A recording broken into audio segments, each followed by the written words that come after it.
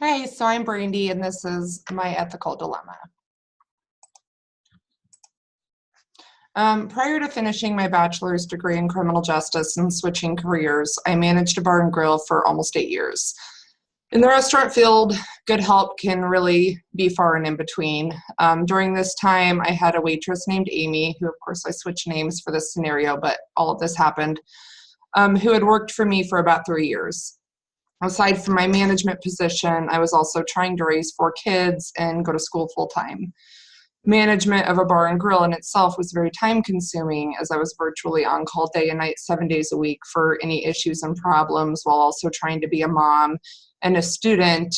And not many of my other employees really cared for Amy, but she always showed up and she really called in and always did everything she was supposed to. She was only one of 2 employees I had at that time that would help at the drop of a dime if I needed her to. There was no questions asked, whether it was because someone called in or just because I needed the extra help. Not only was she one of my most reliable employees, but she was also a friend. I had times that life became pretty overwhelming, and she was always there to listen. A few months before I was set to finish my bachelor's degree, my owners and I discussed the need for me to train a new manager to take my position when I left. One aspect that we also discussed was that they wanted to train whoever took over to also do bookwork and deposits, which I hadn't done since my schooling started at the start of my associates, just because of my coursework load and my obligation to on-campus classes. A couple of months into the new manager's training and training on the bookwork from the owners, she asked me to come meet her at the office to look at something. When I arrived, she showed me a number of Amy's sales receipts in comparison to other employees, and her Keep It Local discounts were far higher than anyone else's. These were buy one, get one free. It happened to be the only coupon. We had no way of tracking statistically through paper receipts other than the total discount amount showing on their final shipped sales report.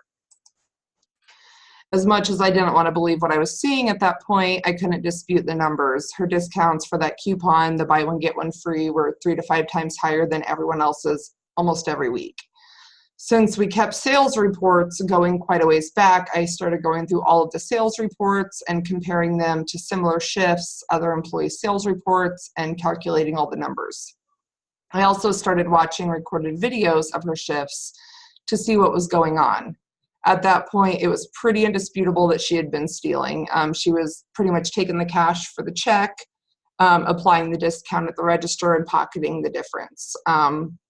It was hard to believe that she would do that to myself in the business, especially when I thought she was a friend and a very loyal employee.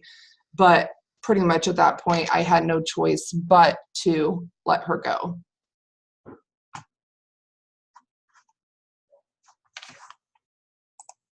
So relevant values and concepts within this that I found were honesty, trustworthiness, accountability, and fairness. And this kind of went for both me and her. I really thought we had a better relationship than that, with our friendship too, and with all of my employees. I always was honest with them up front. We all had a trusting relationship, so I really thought that was there between us, and this kind of went against both of those. Accountability, I really wish I would have been more aware. I guess I was so consumed in everything, and I didn't touch bookwork. I didn't even notice. And even upon the letting her go process, she never actually took accountability for what she had done, even though we had all the proof. And then fairness, that really went of I had to make a decision that was fair to all employees, because the length of amount of time she had been stealing, the only relevant thing to do at that point was to let her go, unfortunately. Possible moral and ethical dilemmas for everyone involved, which to me was myself, her, the other employees, and customers. For myself, it was, the dilemma of, this is going to be really hard losing such a reliable employee. It's going to increase my workload. I'm not going to have someone I can rely on. So making that decision, I knew I had to let her go, but it was hard.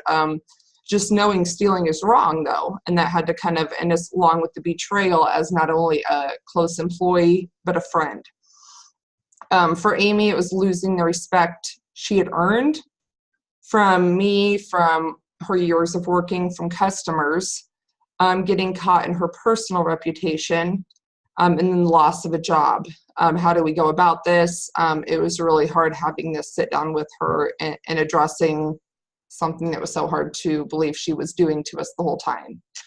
Other employees, if we didn't fire her, if we had just written her up, where's the fairness in that to other employees when many had been fired for less and stealing a lot less when hers had gone on for months. And we held all employees to the same standards. We definitely did not play favoritism.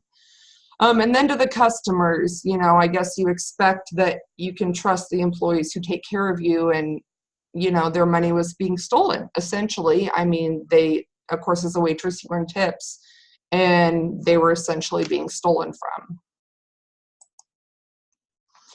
Immediate moral and ethical issues. I guess my most immediate was I knew what the right action to take was, considering that it had gone on for months. She had been doing this for as far back as I could calculate. But it was like that versus, losing someone I'd always counted on, someone I thought of as a friend, a loyal employee, someone who would never do that to the establishment. It was definitely a moral issue in my head of how do I handle this? I kind of had to prioritize the extent of the situation, realize it had gone on for months. She very well knew what she was doing. It was very apparent on every single one of her shifts. She'd been doing it for a very long time. And out of what was morally right and what was fair to the other employees, I had to make that decision to let her go. In resolving my ethical dilemma, for this, I related more to the ethics of virtue. The 6 pillars kind of definitely hit my head. Not so much the citizenship, but trustworthiness, respect, responsibility, fairness, and caring. Those are all, I think, very important qualities in not only a person, but an employee. And she very much went against that with her actions. What is a good person? Time frame of the theft, she had done it for months. And just having those values, I guess, as a good person. I mean, we all fall in bad times. I know as a mom of 4, I struggle trying to go to school and work. But at the end of the day, could I still? Yes. Do I? No, because it's wrong. And she knew so too every time she did it on every shift, which was a few nights a week, unfortunately. And then that knowing right and wrong intent, she, like I said, again, every single night for 3 to 5 nights a week. So she knew very well what she was doing. At the end, we did give her the option due to her personal reputation, just because we did value her. She made a very big mistake, but we gave her the option that we would fire her or she could resign, and she did choose to resign. And so therefore, what she had done was not on the record within our facility, but ethically what she did was very wrong.